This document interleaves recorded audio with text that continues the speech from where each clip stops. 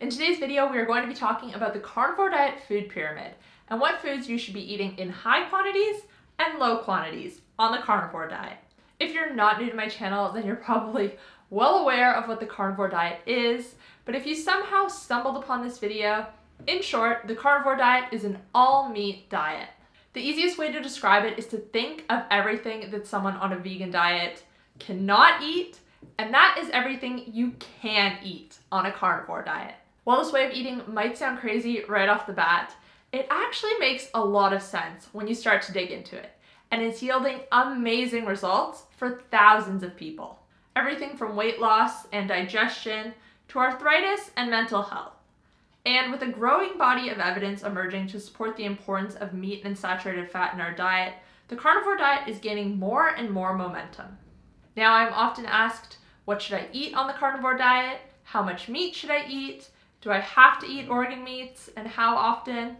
So in today's video, I'm going to break it all down, answer all of your questions, and start you off on the path to success.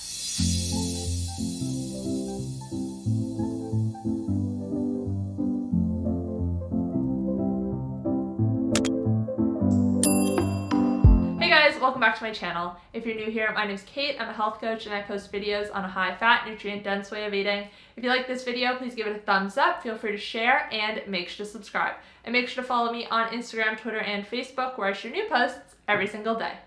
Before we begin, I want to thank Squarespace for sponsoring today's video.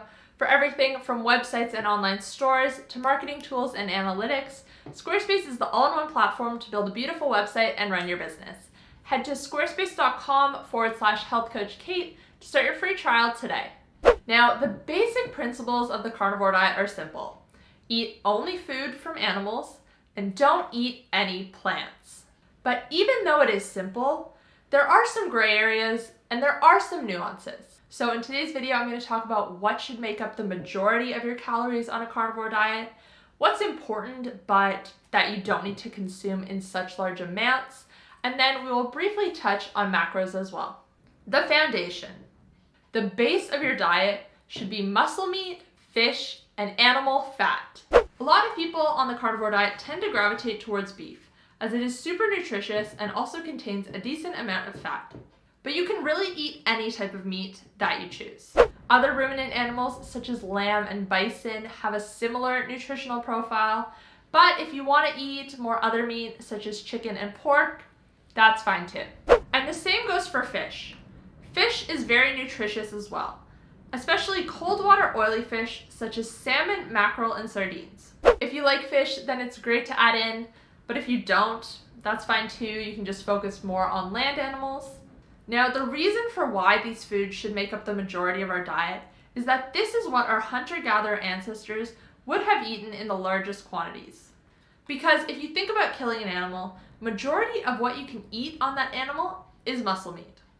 Organ meats make up less than 10% of the animal, and then there are bones, which aren't really edible as is. Our ancestors would not have eaten organ meats in large quantities simply because there was just less of it. And then we have animal fat. This is really important, as when you are on any version of a low-carb diet, you need to get your energy from fat. Going back to our ancestors again, they were not eating a low-fat diet. They were not trimming and discarding the fat off the meat. They were eating the whole animal. The ratio of fat to protein you should consume varies depending on who you ask. Some carnivore diet gurus advocate for a 1-to-1 ratio, whereas others advocate for a 2-to-1 ratio. The way I approach it is this: prioritize protein and leverage fat based on your goals. Protein is the most important macronutrient, as it is the building block for our cells. If you don't get enough protein, your body cannot repair properly, and this can lead to side effects such as hair loss. Obviously, it is not difficult to get enough protein on a carnivore diet, so unless you are actively trying to limit it, this shouldn't be a problem. So of course, the fat on your cuts of meat is great, and as much as you can, you want to be getting your fat in this way. For cooking, you can use tallow, ghee, butter, lard, duck fat, or any other animal fat. And if you want to increase your fat more, you can also add in beef trimmings or beef suet. The middle. On the next level of the pyramid, we have animal products and organ meat. Animal products contain things such as eggs from poultry and fish, and also bone broth. The most common food here is going to be chicken eggs. Eggs are an excellent addition to the carnivore diet, and alongside muscle meat especially. Egg yolks have a lot of nutrients that muscle meat is lower in, such as biotin, choline, and vitamin K2. And then there's salmon roe or fish roe, which isn't necessary, but can be really nice to include. Salmon roe is one of the most nutrient-dense foods on the planet, and is super high in omega-3. Bone broth is something that I also recommend consuming daily. Bone broth is rich in electrolytes, especially potassium. And now let's talk about organ meat.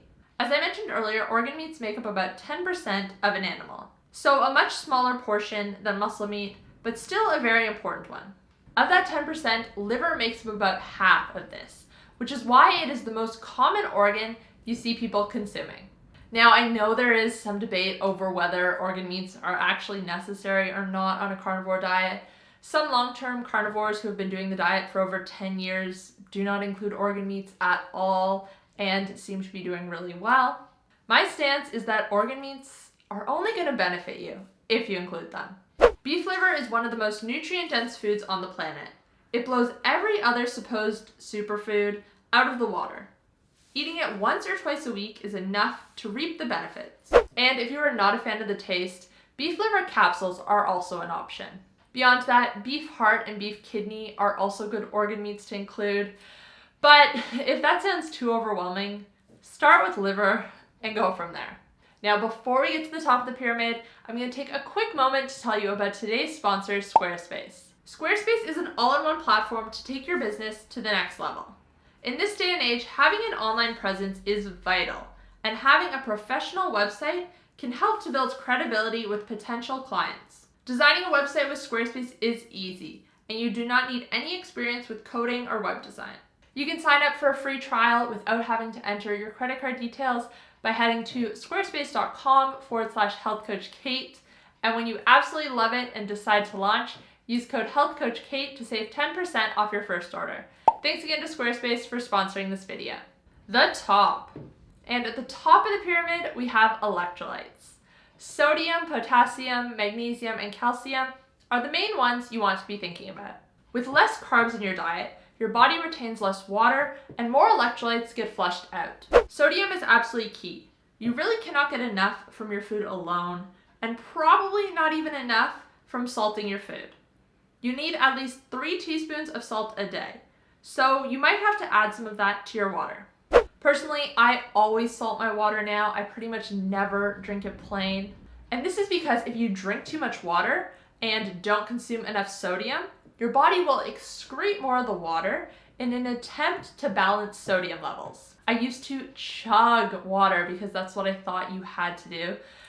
But all that really did for me was it made me have to pee nonstop.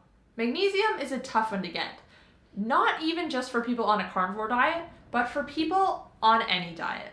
The fish I mentioned earlier do have some magnesium, but this is one area you might have to supplement, especially if you are experiencing symptoms of a magnesium deficiency. Symptoms include trouble sleeping, muscle cramps, muscle twitching, heart palpitations, fatigue, and constipation. Constipation being a big one here. If you are constipated on the carnivore diet, it's usually a result of you not consuming enough fat or you not having enough magnesium.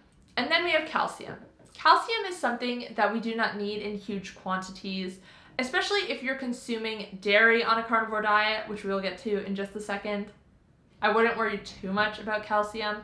If you're not consuming dairy, then an eggshell powder is another option. You can make this by grinding up eggshells into a fine powder and then sprinkling them on your food. And you really only need a pinch of this powder a day, as eggshells are over 40% calcium. Drinks. So what can you drink on the carnivore diet? Really, the only true carnivore drinks are water, bone broth, and maybe dairy-based drinks. So let's talk about dairy now. Dairy is a bit of a gray area because yes, it comes from an animal, so of course it fits the criteria for the carnivore diet, but not everyone tolerates it. And even if you do tolerate it, it might not be the best for you depending on your goals. With my clients, I usually suggest they cut out dairy for the first 1 to 2 weeks when they go carnivore. This way they can get a little bit of a baseline and then they can see how they feel if they choose to add it back in. The other part of this is that dairy can stall weight loss. So if weight loss is your main goal, you might want to cut it out for a time and see how you do. You can always add it back in later. And if you do tolerate dairy and it isn't hindering your goals, then cheese can be a great addition to the carnivore diet and can help you to keep your meals interesting. Aged cheeses have the lowest levels of lactose and casein and the highest nutritional value, but all cheese is fair go. Now, yogurt and kefir, they do contain slightly more carbs than sugar, which is something to keep in mind, but they can be included as well. I mean, in the context of an otherwise zero-carb diet, even if you're having a bowl of yogurt that has 10-15 grams of carbs, you're still consuming a very, very low-carb diet. I do not generally recommend milk, but some people do include raw milk on a carnivore diet. In summary, dairy is not necessary, but it can be included if it suits you. And finally, we have the maybe category. And these are things that are sometimes included and sometimes not on a carnivore diet. Herbs and spices being a big one. Depending on your reason for eating a carnivore diet, herbs and spices may be included. If you're looking to heal an autoimmune condition, or you know you are really sensitive to plants, it might be best to avoid these, at least for a time. But if you are looking to lose weight, to regulate your blood sugar, or improve your insulin sensitivity, herbs and spices aren't going to work against this. And the other big maybe is coffee. Some people on a carnivore diet include it, and some people don't. This one is really up to you. Now, at the end of the day, the carnivore diet shouldn't be about dogma. It should be about health. If you're wondering if X food is carnivore or Y food is carnivore, take a step back and look at the bigger picture. Is said food interfering with your progress? Is said food making you feel unwell or giving you symptoms? For example, maybe you eat a carnivore diet, but the one plant food you want to include is avocado. For someone with a histamine intolerance, avocados are high histamine, so this probably isn't a great addition. But if you aren't histamine intolerant and want to include avocado, this is probably one of the better plant foods you can include.